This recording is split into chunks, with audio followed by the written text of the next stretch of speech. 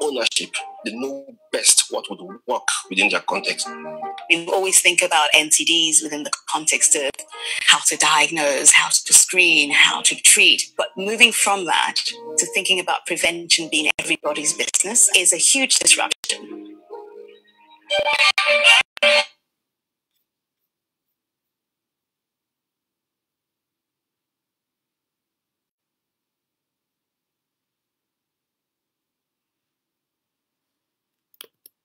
In which to supply. We don't have the time to all learn from.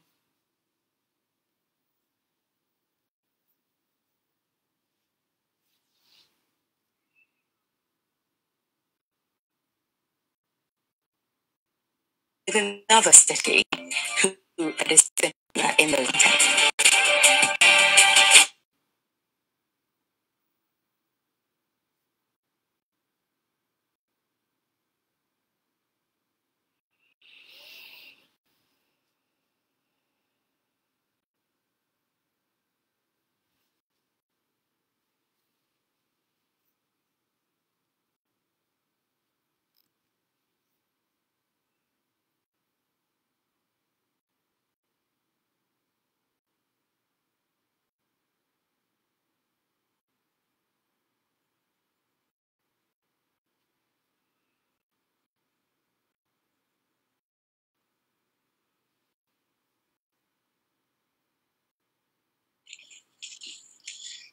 I would like to express my gratitude to you all, especially community leaders, champions acting on non-communicable diseases.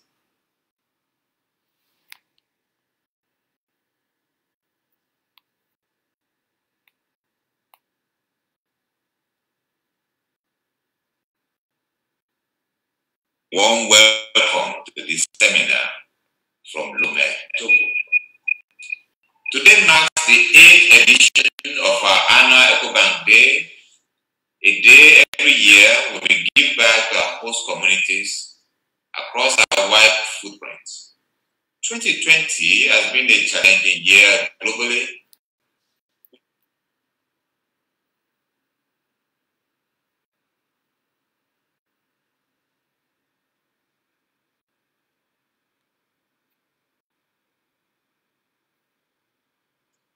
It's because NCDs are silent killers with incapacitated individuals, depleting our community of Africans' greatest assets, our capital. Resources and attention to COVID-19 are already impacting both diagnosis.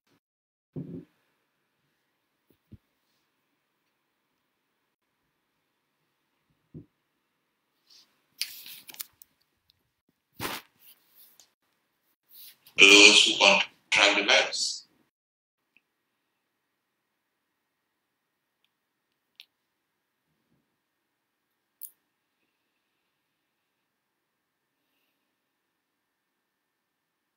As of September 2020.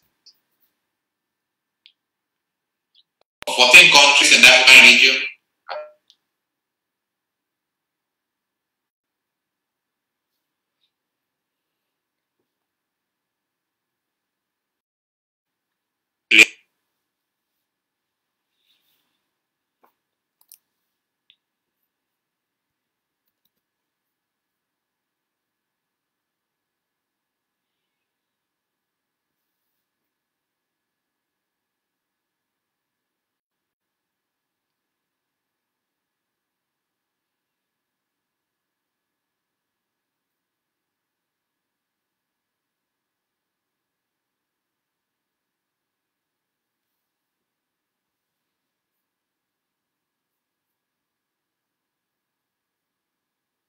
we therefore not remaining silent on NCDs and aim to make a difference in our communities. Working with NCD Alliance, Only Together for Better Health campaign, we are raising awareness and focusing on how to prevent NCDs. I must take this opportunity to express Ecobank's sincere gratitude to Katie Den, CEO NCD Alliance, and our team for guiding us in bringing our private public policy to civil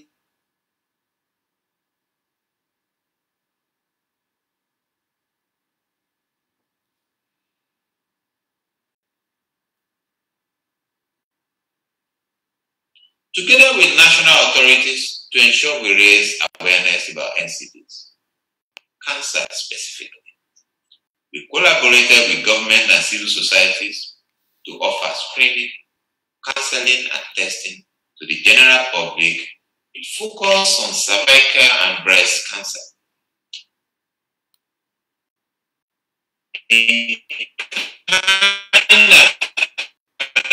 Across the continent. A key part of the engagement has been about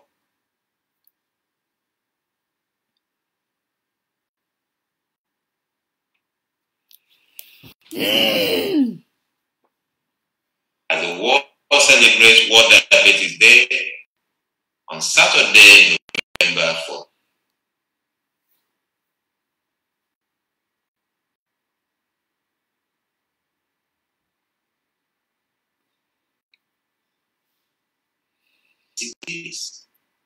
As a banking group, we are contributing $100,000 from across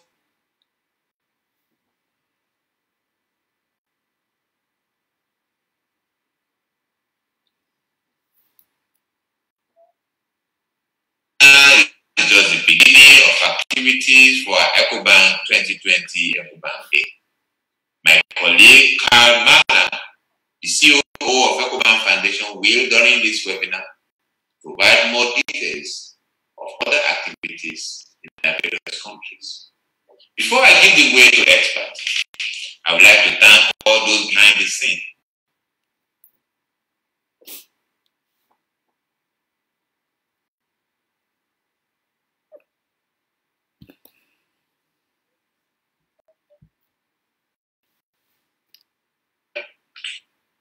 Together we can make a difference.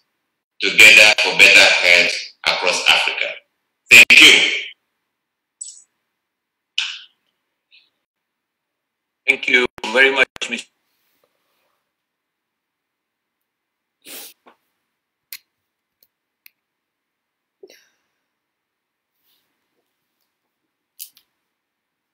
Help with the dissemination of the information and knowledge to the region. So once again, accept our sincere appreciation for your support to the NCD Alliance and to the African region. We'll now begin our first panel discussion, which will provide context on the challenges which have been presented by COVID-19 pandemic in the NCD responses in the African region.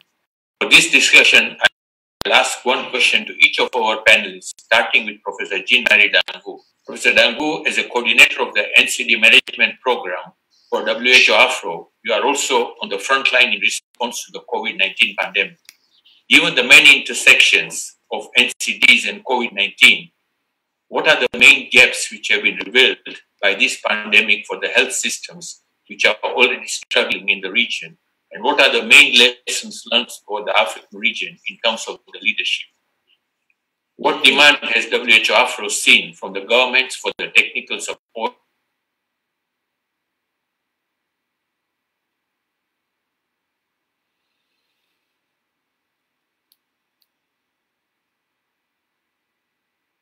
Thank you very much, Professor Kauchik, the moderator of the session today.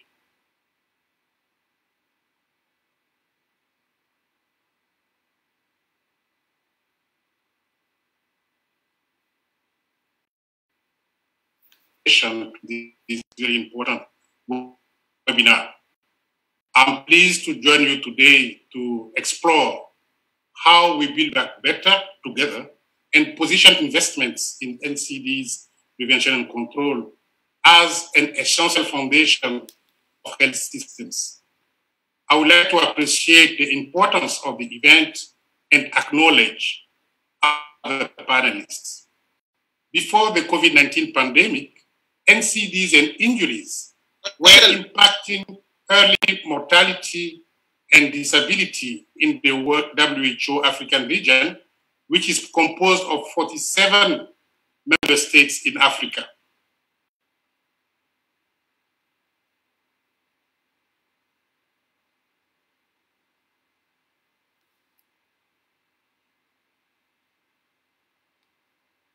risk factors. Poorer populations cannot access NCD care and remain without access to preventive and curative health services, either because health facilities are lacking, the services are lacking, or because they lack financial means to access services, leading to avoidable health inequities. Rural areas particularly are lacking decentralized care, and this is one of the biggest barriers to achieve universal health coverage. Since the beginning of the COVID-19 pandemic early this year, the pandemic has reduced health system performance with compromised capacity. We experienced overstretch and loss of health workforce, increased patient load, shortage of supplies, diversion of resources, change of priorities, and overstretched infrastructures. Consequently, there is a reduced availability and readiness of essential health services, particularly for NCDs, limited access to services, and interrupted programs implementations. In addition, the COVID-19 response is impacting NCDs' essential services, including NCD diagnosis and treatment, which are among the most frequently disrupted health services. In a rapid survey conducted by WHO in April and May this year, 41 participating countries in the African region reported disruptions of NCD services.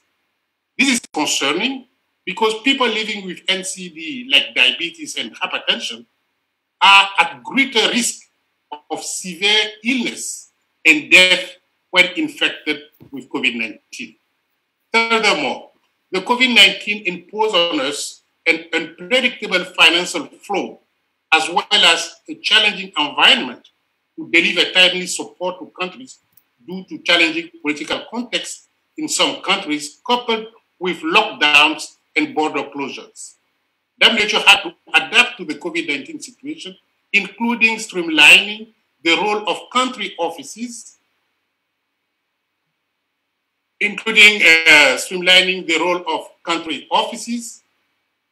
provision of remote support to national programs, and outsourcing of some functions to technical experts within countries. These adaptations were based on interim lessons of the COVID-19 response, including the need for in-country institutions with capacity to provide sustainable technical support to national health systems, especially for disease control, national health services that are agile, resilient, and autonomously scalable or adaptive for better coherence.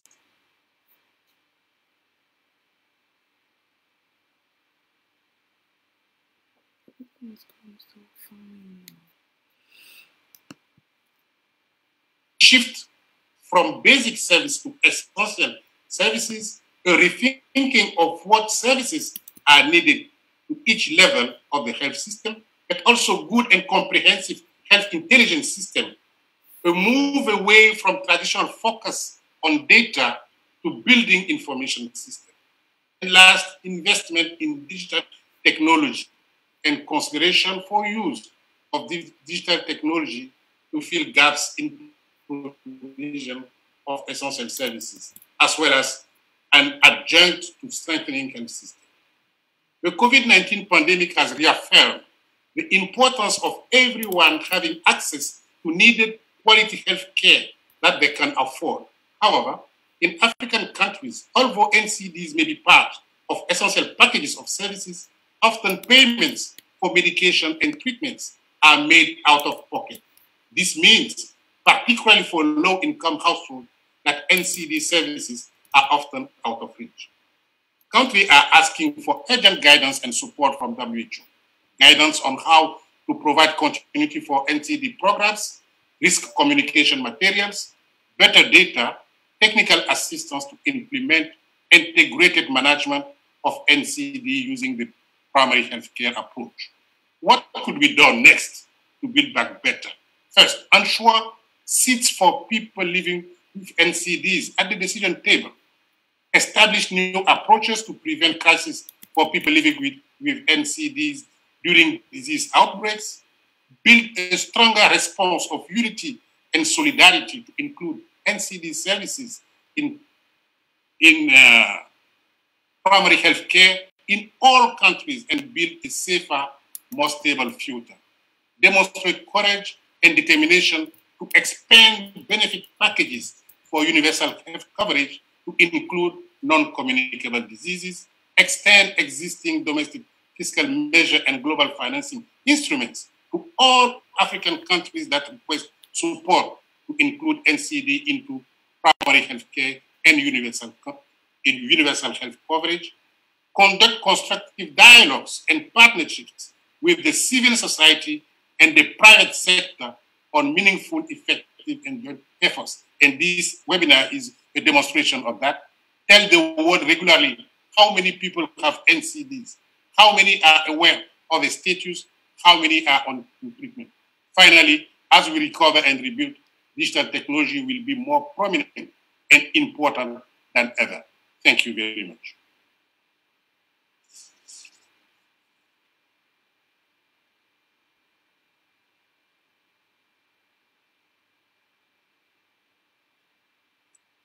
Kaushik, you are muted. Okay. Thank you very much, Professor, for your setting the stage and highlighting the WHO Afro response to the health system and how you are able to assist the countries within the African region to cope with this COVID-19 and diabetes or non-communicable disease comorbidities. Now, my next question is for Professor Jack Arabodo. Professor Arabodo, you have been advocating on NCD prevention and control to be prioritized for some time, including through your role as an NCD Alliance head at Cote d'Ivoire, as well as the chair-elect for the IDF Africa region. And you must be looking at this impact caused by the COVID-19 on the NCD community with frustration. In your opinion, has the pandemic of COVID-19 been a light bulb moment for public and political mobilization and perception of importance of tackling diabetes and NCD and investing in prevention as a part of the national COVID-19 response? And how do you think the civil society efforts can help catalyze action on NCDs in Cote d'Ivoire, for instance, and across Africa more broadly, since you represent both the NCD Alliance as well as IDF Africa region? We welcome Professor Bordo. Merci, professeur Kaushik. Je suis très heureux de vous voir et je salue tout le monde et toute l'équipe de NCD Alliance et nos partenaires de Ecobank. Alors, comme vous le suboderez, ça a été au début très difficile pour les pays africains en général et également pour un pays d'Afrique de l'Ouest comme la Côte d'Ivoire, qui sont en général des pays à ressources limitées. Et l'épidémie a été donc déclenchée en Chine en décembre 2019 et c'est que tardivement, notamment en mars, véritablement que les ripostes ont commencé à se mettre en place dans la plupart des pays africains. Donc c'est l'occasion de revoir, si cela est possible, le règlement sanitaire international pour les alertes en cas de pandémie aussi grave, parce que la plupart, je l'ai dit, 95% des cas de Covid-19 dans nos pays africains ont été des cas importés.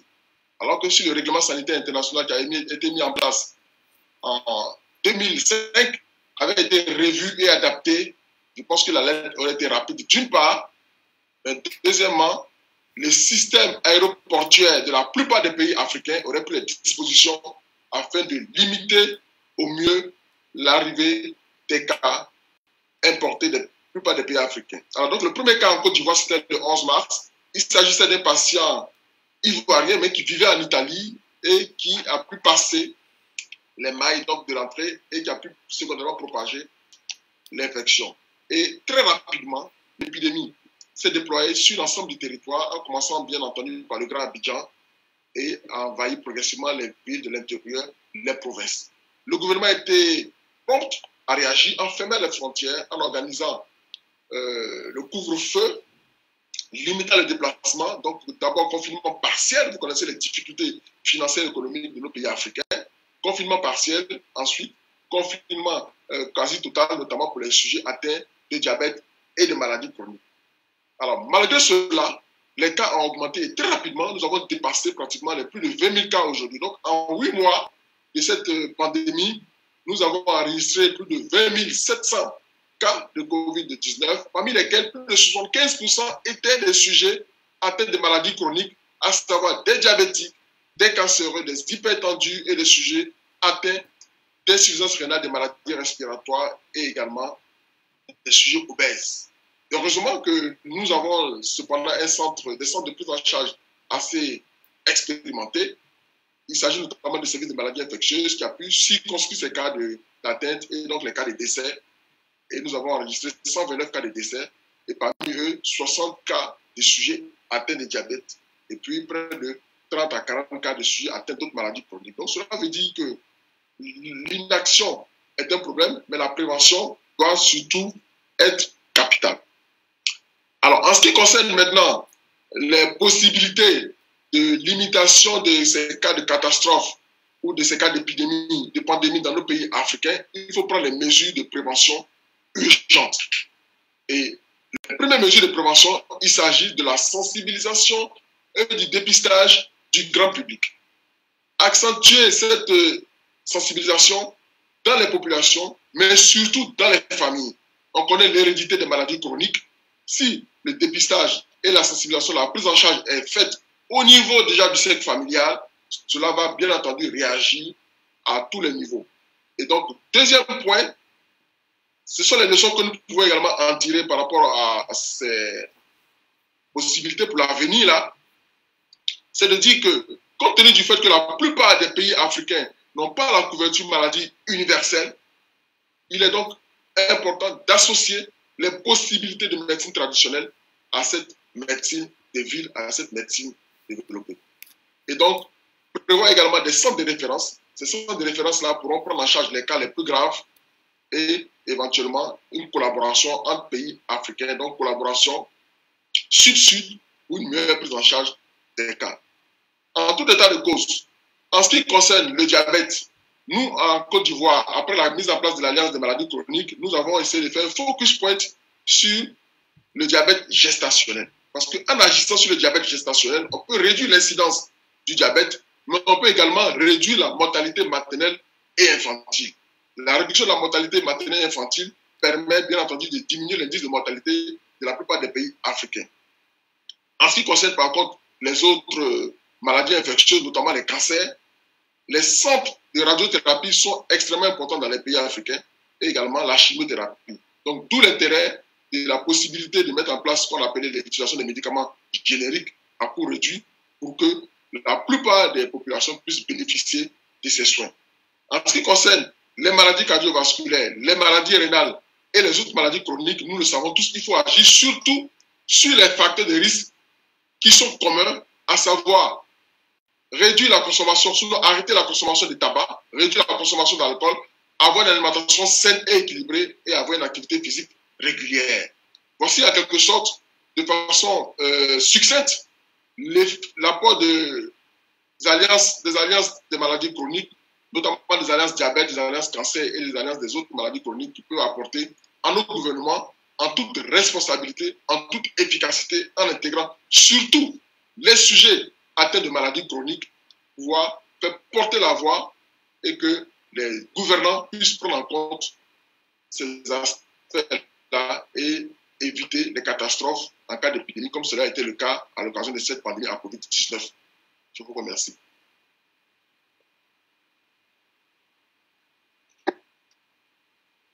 Thank you very much, Professor Bodo. I think you highlighted the challenges which the country has faced, the mitigations which has been done, the role of the traditional medicine and the other medicines, the conventional medicine, and what could be done, and what could be the preventive measures which could be done. Now, my last question for panel one is for George Kwayu. George Kwayu is a person living with type 1 diabetes and is a chairman of the Tanzania Diabetes Youth Alliance. And he has also faced quite a number of challenges with COVID-19 pandemic. And I'm sure, based on his own experience of the mitigation which he had to do in order to access care, would be would be an excellent experience to gain from George Kwayu. So George Kwayu, you are welcome to give your experience of what you have had during the COVID-19 crisis.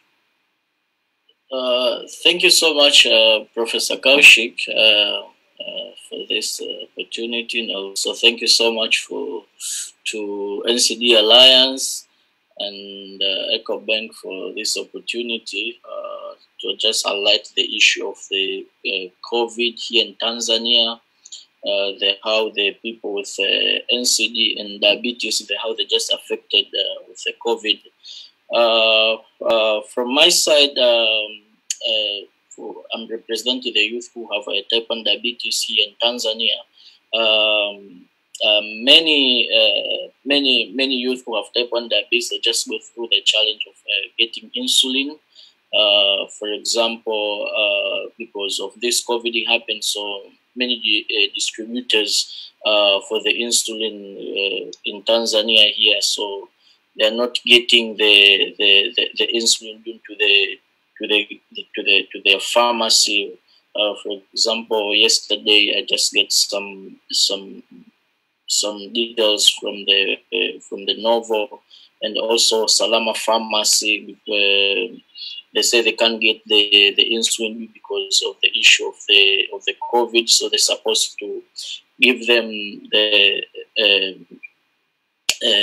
details because there is COVID in Europe, and they can't produce the insulin due to the short of workers in the company, and also they're supposed to give them the details or to order the 8 months before. So you can see for us, for the people who have type 1 diabetes here, we can't live without the insulin, and also the African countries, they don't have the industry which is producing insulin. So it's becoming the really difficult time for the people who have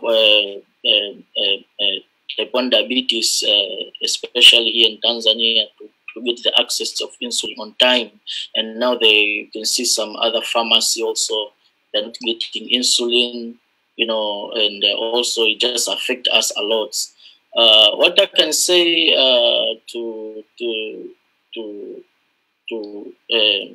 NCD Alliance and Ecobank, it is how they can just help us, the African countries, how they can make the ways, or they can just prepare the initiatives, how we can just get in the insulin for the young people and children who have type 1 diabetes here in Africa, because this time of COVID, and also there is another now explosion again of COVID is continuous, so it's just gonna even affect us more if we are not gonna get in the way of getting those insulin here in Africa. So that is my just view for now, and that is my point. Thank you.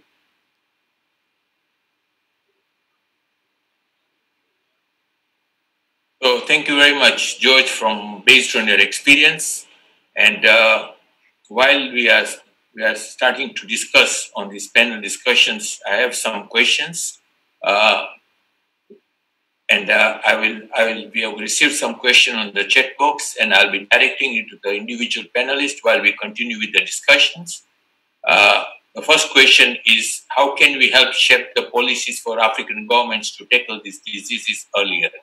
And this definitely will go to Professor Dangu. And also, second question to Professor Dangu would be, what are his views on qualified human health resources, taking example of cancers, where diagnosis is an essential element of prevention, and how is that the examinations are generally sent to France for the investigations or for any further management? This could probably be related to the French-speaking countries of the region. But two most important questions are, how can we shape the policies for the African governments to tackle this disease, and what would be the human resources, and what are the inputs required within the human resources to ensure that we have a better response? So, Professor Dangu, would you like to take those questions?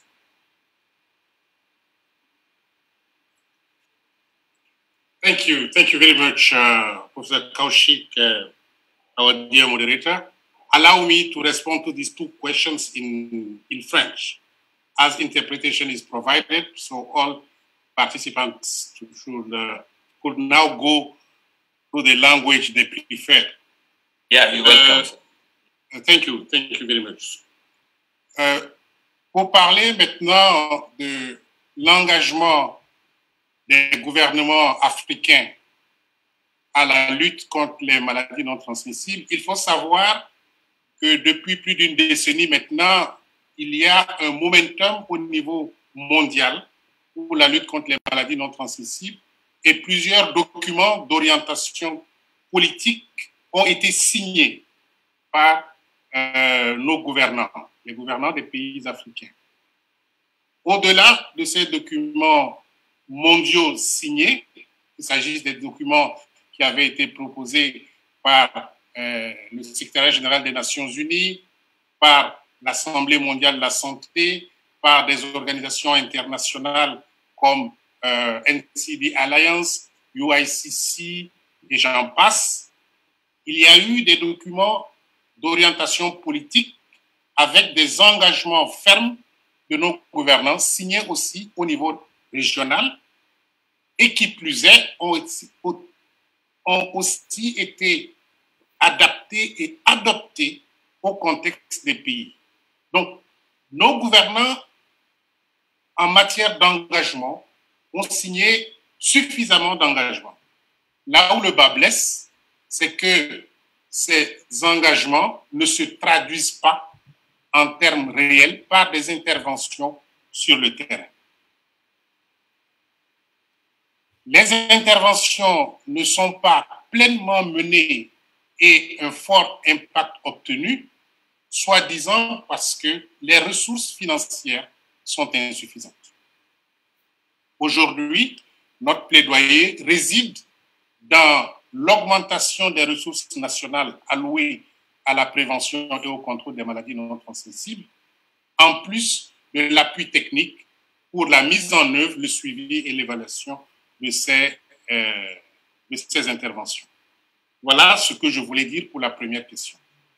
S'agissant de la deuxième question, qui découle directement de la première, pendant de nombreuses années, les systèmes de santé et les structures de formation en santé dans nos pays se sont focalisés sur les maladies transmissibles, les maladies de la mère et de l'enfant, les désordres nutritionnels. Ce qui fait que plusieurs personnes ont été formées dans ces différents domaines et aujourd'hui assurent la mise en œuvre dans les pays. On pensait, il y a encore quelques dizaines d'années, que les maladies non transmissibles n'existaient pas dans les pays africains parce que c'était des maladies de l'opulence, des maladies de luxe, etc. Ce qui est complètement faux. On assiste à une transition épidémiologique nette avec déjà beaucoup de personnes qui perdent la vie dues aux maladies non transmissibles.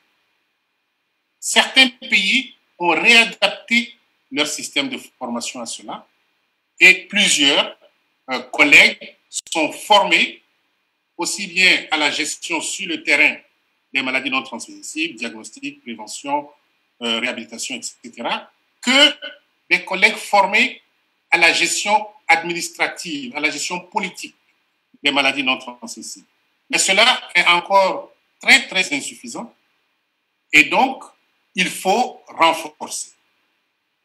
Malheureusement, le problème de financement se pose et tous les pays ne peuvent pas avoir leur structure de formation pour un certain niveau de personnel de santé. Ce que nous avons proposé alors, c'est d'avoir des centres d'excellence qui sont communs à plusieurs pays et pour le moment, de focaliser sur la formation du personnel paramédical, y compris les agents de santé communautaire, pour plus d'équité, afin qu'on décentralise la lutte contre les maladies non transmissibles au niveau des soins de santé primaire, déjà, et que les hôpitaux du district et les hôpitaux nationaux soient renforcés parallèlement. Voilà un peu la réponse que je voudrais apporter à ces deux questions. Merci, monsieur le modérateur.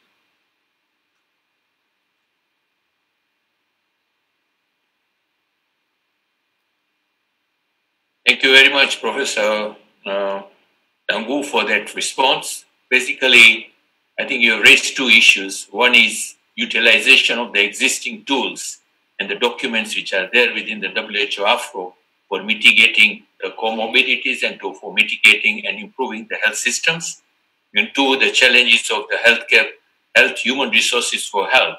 And most importantly, the component of training of human resources for health and the task shifting at the low levels of care, because majority of our population within the region live within the rural areas where their access to primary care is crucial. And if you look at the scenario of the NCD care, then you find that at primary care there is hardly anything which is actually effective, and we need to really strengthen those primary care if we are to really cope up with this type of pandemics or comorbidities, which are usually increase the burden on the health services. George, you mentioned regarding access to insulin for people with type 1 diabetes, whereby insulin is life-saving. And you mentioned about the challenges you had with the importation of insulin in some of the countries in the African region, taking Tanzania as one of the examples, whereby suddenly some of the insulins disappeared from the market because the supply system was not able to basically cope up. At the same time, importation became a challenge because of the lockouts. So what was the innovations you did for your members within the type 1 diabetes community of how to tackle this component of having no insulin or insulin which is not the one which you use? Probably you got a short acting, long acting. What are the issues you were using? Yeah.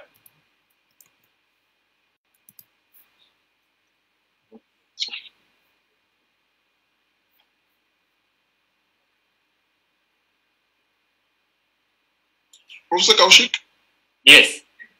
Alors, I just have failed my connection. Can you repeat, please?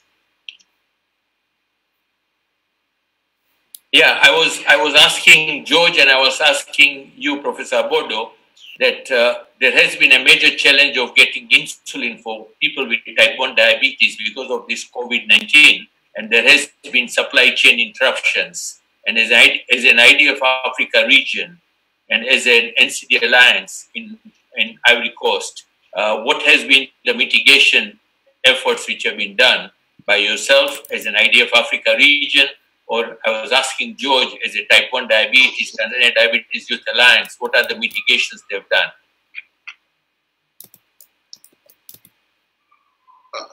Merci, professeur Kaushik, pour cette question. En effet, nous avons pris toutes les dispositions de vérification au niveau de la Côte d'Ivoire des différents stocks en insuline dans toutes les pharmacies. Et nous avons eu écho des difficultés d'approvisionnement qui allaient survenir dans les mois à venir. Et nous avons, dans ce contexte, informé tous les patients diabétiques. Il y en a qui ont eu l'occasion de faire des stocks en interne. Mais nous avons veillé surtout à ce que ces mises en stock ne soient pas déséquilibrées. Finalement, quand on a fait le bilan, on s'est rendu compte qu'il n'y a pas véritablement eu de rupture dans la livraison d'insuline. Cette rupture a duré tout au plus 1 mois et n'a pas du tout impacté l'approvisionnement des patients diabétiques, notamment diabétiques de type 1, qui bénéficient d'une gratuité de prise en charge avec le projet CDIC, subventionné par le laboratoire Novo Nordisk. Donc, on n'a pas véritablement eu cette difficulté d'approvisionnement en médicaments, en insuline et en médicaments en général pour les sujets atteints de maladies chroniques. Cela n'est pas véritablement survenu en Côte d'Ivoire.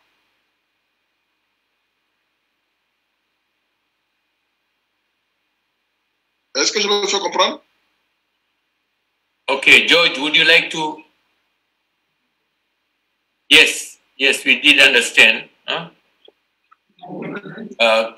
George, can you answer that question? Because knowing in Tanzania, we had this program for Life for a Child, and we have changing diabetes in children where the supply chain was intact. What happened for those who are outside the supply chain? Professor Kaushik, and also you are doing also the follow-ups of this supply chain for the insulin through the medical store department, MSD in Tanzania. So due also to this issue have happened to the COVID, there is some issue even between the medical store department on supply of insulin in Tanzania. For example, the insulin who come from Chain Diabetes in Children, CDIC, and also the insulin come from Life for the Child program. So sometimes I just get some feedback from these different clinics, because we in Tanzania we have 36 clinics all over the country for the type 1 diabetes. So sometimes, because we have the WhatsApp group which have more than 190 youth and children with type 1 diabetes, also with responsible parents, doctors. And now, so I'm just getting some feedback. So there are some clinics, there is no availability of insulin, but also sometimes they go in the out of stock in the clinics. Sorry. So when you contact also the people from the medical store department, they say, there is issue of transport those insulin, and there is a lot of things is going on. So sometimes, the people back to me and say, George, what is going on? There is no availability of insulin. So I used to say, okay, I'm doing the follow-up. So I'm trying also sometimes, like the last week, I contact the TANCDA project manager, happy to asking her about what is going on about insulin, because there is some clinics, there is no availability of insulin. And she says also she'll do the follow-up with MSD. Also, there is some issues in CDIC because we go to the medical store department to asking them there is insulin come through the donation, and what is going on, because we're never getting any feedback from those people. So there is a lot also, Dr. Professor Kaushik, I think you know about it, and you're working on. Yeah. Okay. All right. Yeah. So in short, I think the issue is internal, and the second thing is that it could be external. But at the same time, if I was to end this discussion, Professor Dangu, being at the WHO, taking into consideration the COVID-19 pandemic which we had, if you were to plan for the next 5 years in one sentence, could you tell us what would be planning differently for the African region, taking into consideration the challenges we have with the health systems? Thank you very much, Professor Kaushik. In one sentence, I will promote and insist on the decentralization of services at primary healthcare level. So we will be implementing preventive, curative, and rehabilitation measures for NCDs at primary healthcare. Back to you. Thank you very much, Professor, for that answer. And I think it summarizes our major challenge is to get the NCD care at the primary care where the majority of our population lives, and that is what we need to strengthen. I would now like to thank the first panelist for an excellent presentations and excellent discussions, and I would like to go to the second panelist session. And this second panel will focus on explaining solutions to mobilize the communities in the African region for a people-centered response to NCDs in COVID-19 crisis. I will follow the same format as the first panel, and my first question goes to Mrs. Aminatou Sarr from PATH. They are based in Senegal, and they have been responding proactively to COVID-19 pandemic through its country work and leveraging one of its key pillars of work focused on the community empowerment. In Senegal, in addition to your program activities, PATH is now also supporting the Secretariat of the Nascent NCD Alliance in Senegal. Can you tell us more about how the communities have been affected in Senegal by the COVID-19 pandemic and what PATH has done to mitigate that effect, in addition to adapting its operations in Senegal to support communities which have been affected by these NCDs in a multi-sectoral approach where the government, the private sector, and the civil society have joined hands together. Merci beaucoup. Merci, professeur Kaushik. Je voudrais d'abord remercier l'Alliance NCD et la Fondation Ecobank de nous avoir associés à cette importante discussion. Comme vous le savez, le Sénégal faisait partie des premiers pays en Afrique subsaharienne à avoir été touché par la COVID. Et je pense que, à part le fait que le gouvernement, en prenant une approche multisectorielle, en incluant pas seulement le ministère de la Santé, mais aussi en amenant le ministère des Finances, le ministère de l'Intérieur et d'autres importants ministères, a pu mettre en place très rapidement un comité national de gestion de l'épidémie qui a permis aujourd'hui à ce que le Sénégal soit cité comme un exemple de gestion de la COVID. Après le succès qu'on a eu au Sénégal, je pense très, très sincèrement que ça a été un succès qu'on peut attribuer à la population, aux communautés. Comment très vite les individus ont pu mobiliser des communautés dans leur localité pour faire des masques. En ce temps-là, il y avait toute la crise des masques dans beaucoup de pays. Des masques en tissu, en utilisant le wax, en utilisant nos tissus locaux, pour déjà commencer à sensibiliser les gens qu'il faut se protéger du virus. Ça a été quelque chose de très, très important. Comment la COVID a touché les communautés? C'est que les personnes qui forment la communauté se sont retrouvés avec leur maladie chronique. Beaucoup, malheureusement, des personnes que nous avons perdues au Sénégal avaient des comorbidités qui étaient des maladies chroniques, des maladies non transmissibles.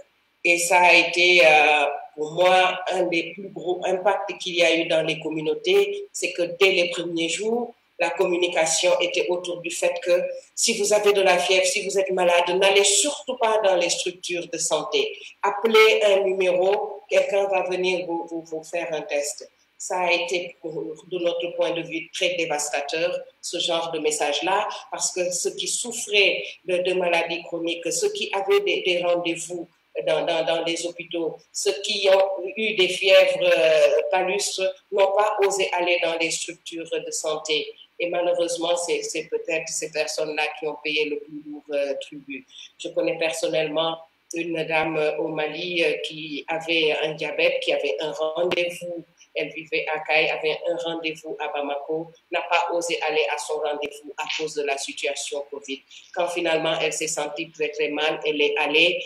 C'était trop tard. Son état s'est aggravé dans la journée et elle a malheureusement perdu la vie dans la journée. Ce qui veut dire qu'en vérité, quand on répond à une pandémie et que la conséquence de cette réponse, c'est de voir les autres maladies prendre un lourd tribut, c'est qu'on a mal répondu à la pandémie. Si aujourd'hui on dit qu'on a réussi à répondre à la COVID et qu'à la fin de cette pandémie, on voit toutes les avancées que nous avons faites sur les maladies non transmissibles, sur les maladies tropicales négligées, sur le paludisme, sur la nutrition, sur toutes les autres maladies qui continuent, toutes les autres problématiques sanitaires qui se posent à nous. Si à la fin de la réponse à la pandémie, on voit tous les efforts qui étaient faits retomber, ça veut dire qu'on aura mal répondu. Que nous, à part ce très tôt, on a compris que faire les choses comme on le faisait avant n'était pas une option. Je donne un exemple concret de notre travail qu'on faisait dans la région de Tambacounda pour le paludisme. Quand la COVID est arrivée, on venait de lancer un important programme de mobilisation des communautés dans la gestion du paludisme avec un pool de champions communautaires qui ont été mobilisés pour sensibiliser sur le paludisme parce que la saison des pluies allait commencer. Et Tambacounda, qui est au sud-est du Sénégal, est une des régions les plus touchées par le paludisme. Ces champions communautaires commençaient à peine à faire ce travail de sensibilisation dans les communautés quand quand la Covid est arrivée. Et c'est là que nous avons pensé à former ces champions communautaires sur la Covid. Qu'est-ce que la Covid? Qu'est-ce que la communauté peut faire pour se protéger contre la Covid? Et surtout, comment on peut amener les communautés à retourner vers les structures de santé, notamment les personnes qui souffraient de maladies chroniques, les femmes enceintes qui doivent continuer à faire leur visite prénatale, les enfants qui doivent continuer à vacciner, éviter les rassemblements.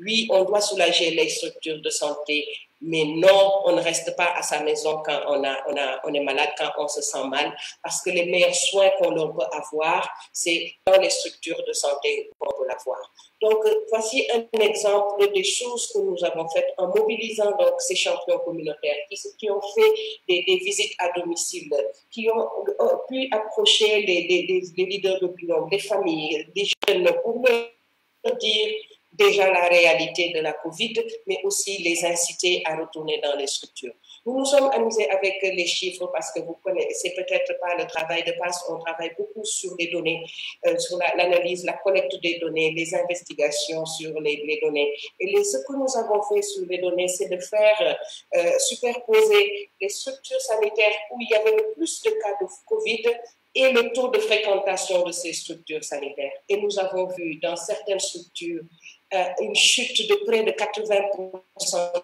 de la ça, c'est que les communautés ont été affectées de plusieurs façons. La façon, évidemment, dans leur santé. Madame, you have 1 minute, please.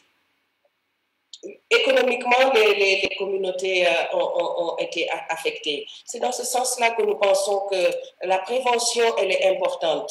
Aujourd'hui, PASS assure le secrétariat de l'Alliance sur les maladies non transmissibles au Sénégal. Et ça regroupe toutes les associations de patients, que ce soit les diabétiques, que ce soit pour le cancer, les hémophiles, ceux qui sont des insuffisants rénaux, les associations aussi de professionnels de la santé publique. Et à côté de cela, nous allons aussi incorporer les structures professionnelles, les entreprises qui étaient impliquées dans une grosse campagne, dans un gros projet qu'on avait fait de sensibilisation et de prévention sur l'hypertension pour venir rejoindre cette alliance sénégalaise. Elle est naissante, comme vous l'avez dit, mais nous estimons que contre les maladies non transmissibles, se mettre à travailler et à se concentrer les efforts sur la prévention.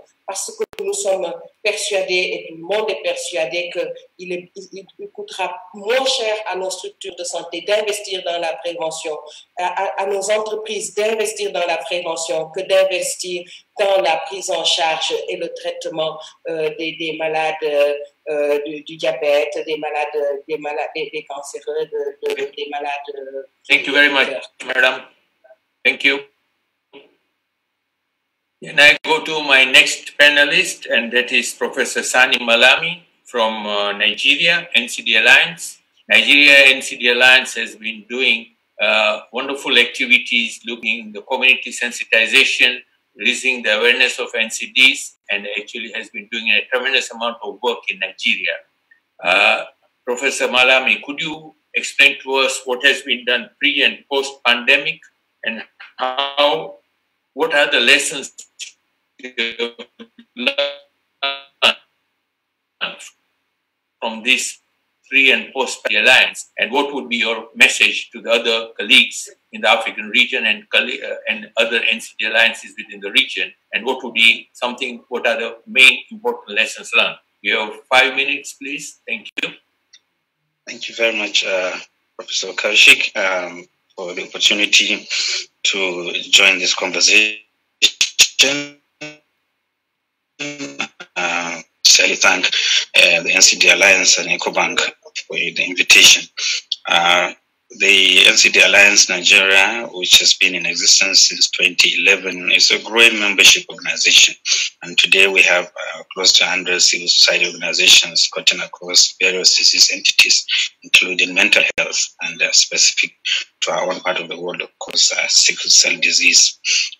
It's been a matter of great concern to us that particularly people living with NCDs are more vulnerable to the COVID-19, and this is a point that is already been highlighted this morning, this afternoon. And also it's a matter of great concern to us that in those communities where the COVID-19 continues to affect the vulnerable and the poorest in the communities more than any other part of the community. So beginning from March 2020, which is about the time that the first index case of COVID-19 was detected in Nigeria, our organizations went into action. Our initial strategy revolved around increasing awareness and also through advocacy and communication activities and mobilizing the community in particular. One of the activities that was very successful was, of course, a well-attended media event in which was a collaborative effort between us and other organizations in Nigeria, the media and government officials as well. And this was served to give opportunity for many Nigerians to have first feel, first information about the extent of the COVID-19 and the risks, and also how the intersections, the and the existing NCDs in Nigeria. Secondly, our strategy was to give a stronger voice to people living with NCDs in this fight, and we were lucky to have received a grant from NCD Alliance in this regard. And we were first we mapped the people living with NCDs. We developed a database, and it was using this database of people living with NCDs that we organized 2 meetings with them.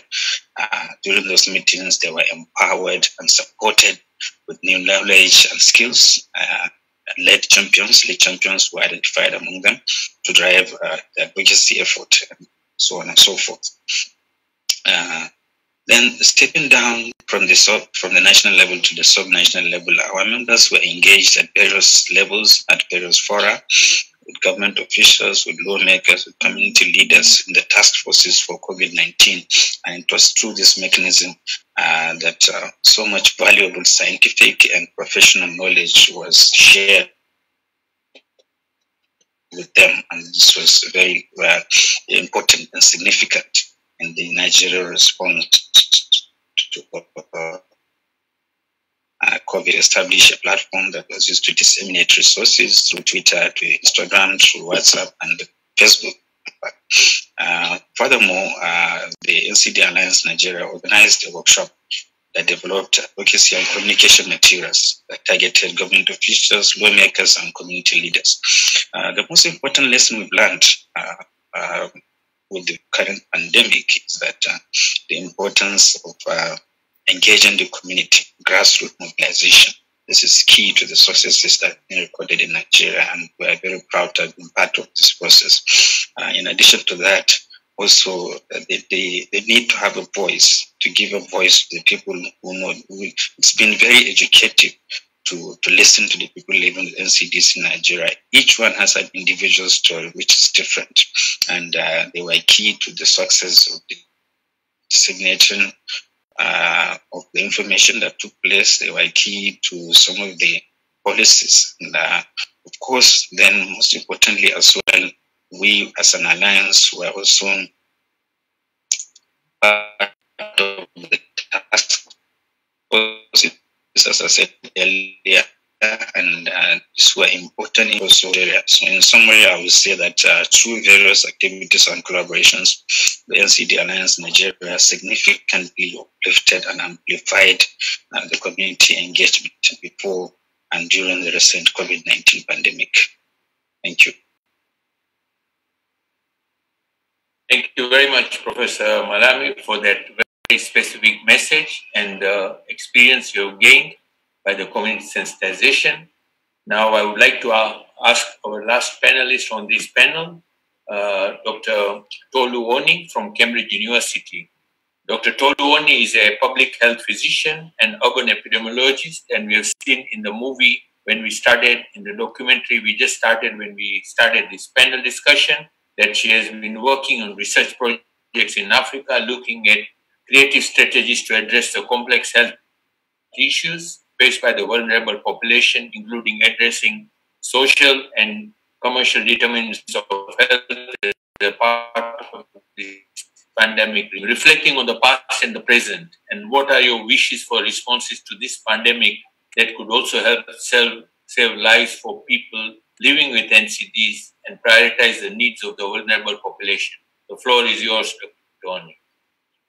Thank you, moderator, and thanks to the organisers for this invitation and for putting together this excellent event. I'd like to share three wishes and reflections from my perspective on NCD prevention.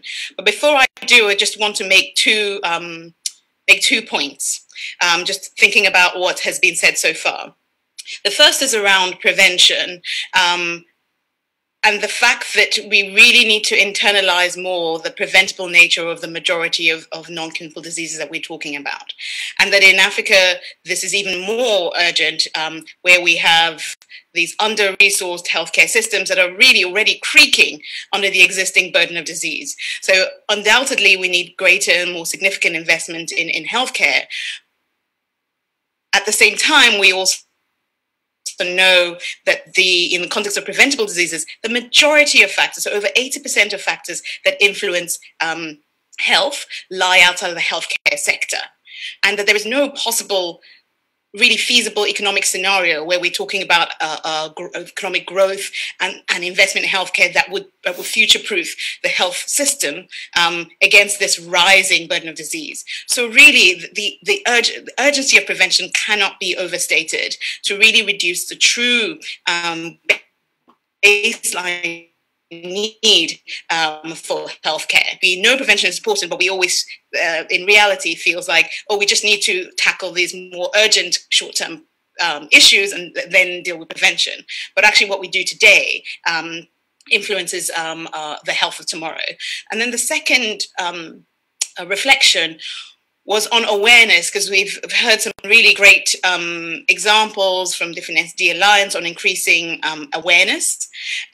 Just want to reflect on the fact that the translating awareness to change requires denormalizing of unhealthy environments.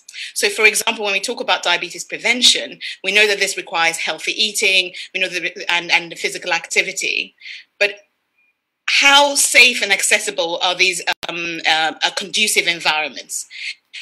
Is it normal that when we talk about air pollution, across Africa, air pollution kills more Africans than sanitation, poor sanitation and undernutrition? I mean, let that sink in.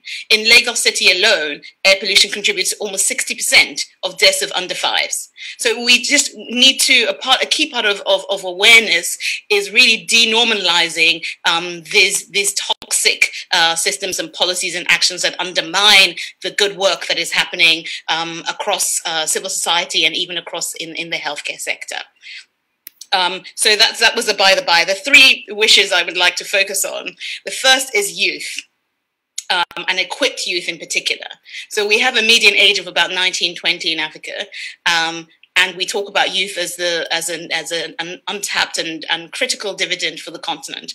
But this promise can only be fulfilled if their future health is protected, and also if they are a meaningful part of designing the solutions. And in so doing, we see youth not just as the target group that benefits from interventions from their health, but also as the key agents for change. And this is the approach that we're taking in the Global Diet and Activity Research Group, GDAR, as we saw in the video at the beginning, where we consider, we've heard about health systems, we consider systems for health. So we talk about all the different systems in the urban context, so the built environment,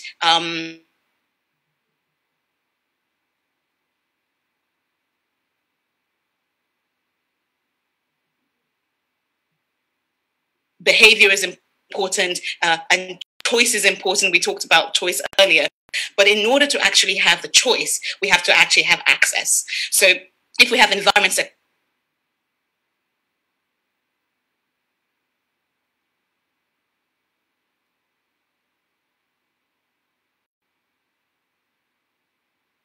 think equipped youth have the critical role to play. The second of the 3 points is integrated governance and foresight. So we see this, the lessons we've seen from COVID response. I've been working in urban health, looking at how to create health in human settlements and built environment from place for a while. And we've had such difficulty in bringing different sectors together. And by sectors, I mean not just public and private, but bringing the healthcare sector, the housing sector, the transport sector, the energy sector together, because the mandates are very separate. And yet, when what we saw in the COVID response was this unprecedented collaboration, realizing that actually this is not a crisis for the healthcare sector, but this is a whole government, whole of society crisis that needs to be addressed in that manner. So we know that this is possible, and yet we constrain ourselves by this is how things are normally done. So my wish is that the lessons learned from how the COVID pandemic has been tackled around integrated governance and foresight, where we're thinking about health as a long-term goal across these different systems is critical. And key to that, when we talk about diabetes prevention and broader NCD prevention, is the need to embed that in the realities of urbanization, the realities of climate change, because these realities are determining how easy it is to eat healthy and to be physically active. And my final point, if I may,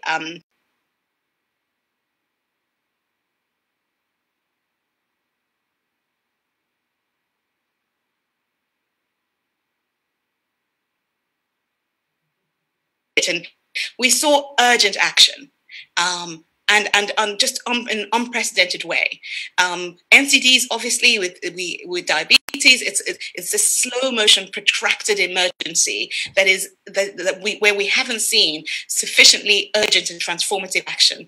We know from the data that's available that the rising burden of NCDs globally is really being driven primarily in low-middle countries like across the African continent. We know that there's a rise in obesity, a rise in unhealthy eating. So we need leadership for urgent action. And that involves, and key ingredients of those are the intersectoral collaboration across those different sectors, the integrated governance, as I mentioned, and critically equipped youth. And I'll leave you with this thought. Early on the pandemic, I wrote a piece on why we need a Marshall Plan for urban health in Africa. And the reason I used the term Marshall Plan was that we need to think about addressing health not as a healthcare issue, but as really a unique selling point and critical to sustainable development on the continent, and that we root all of our decisions around urban development, around how we, around economic recovery, really centered around health, so that we're not discounting people's future health because of issues that we need to address today, because that equation doesn't balance out. So really, building back better, I believe, needs visionary leadership and that unprecedented collaboration and a rethink of governance for health, like we've seen for COVID, engaging the youth very proactively for more transformative action for prevention. Thank you.